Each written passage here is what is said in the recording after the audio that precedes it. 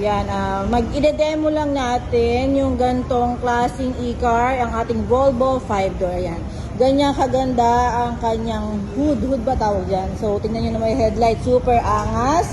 Super lapad ng hood niya. Tapos yung gulong nito, mas malaki compare sa other e-car natin.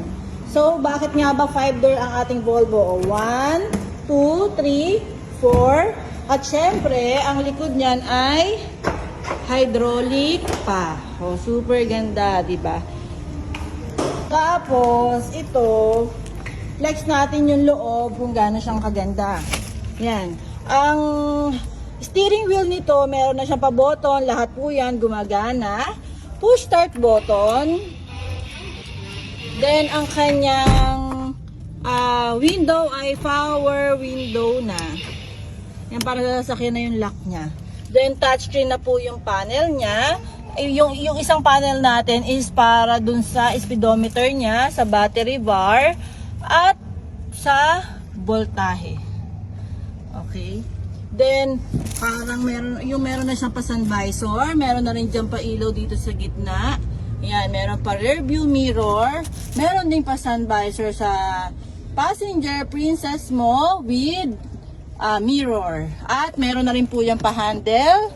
At eto, yung ano niya, yung tawag dito, yung seatbelt niya is totoo talaga. Ha?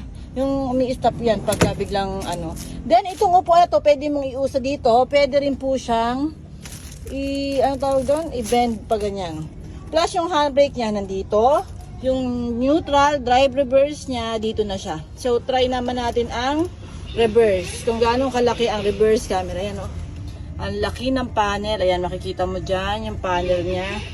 Then para lang siyang automatic na car na merong accelerator plus brake. Ito, handbrake din yan. So yung aircon niya, dito ino-open.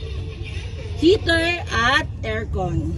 So, eto po yung sa nilalabasan ng aircon niya. Ayan, meron dyan. So, balik lang natin sa neutral. Tapos, eto yung sa likod niya. Ayan. Sa likod niya, kung pwede kang pagka meron kang dala, pwede mong ilagay dyan. Kung marami ka namang dala, pwede mong i-fold dyan. Diyan mo lalagay yung mga pinamili mo. So, yan. Tapos dito yung charging port niya. Yan. Ganyan niya kalapad ha. Ang lapad niya halos 1, 2, 3 na 60 by 60 na tiles. Yan. Ikutin lang natin kung gaano kaganda ang ating Volvo e-car. Yan. Ganyan kaganda ang ating Volvo e-car.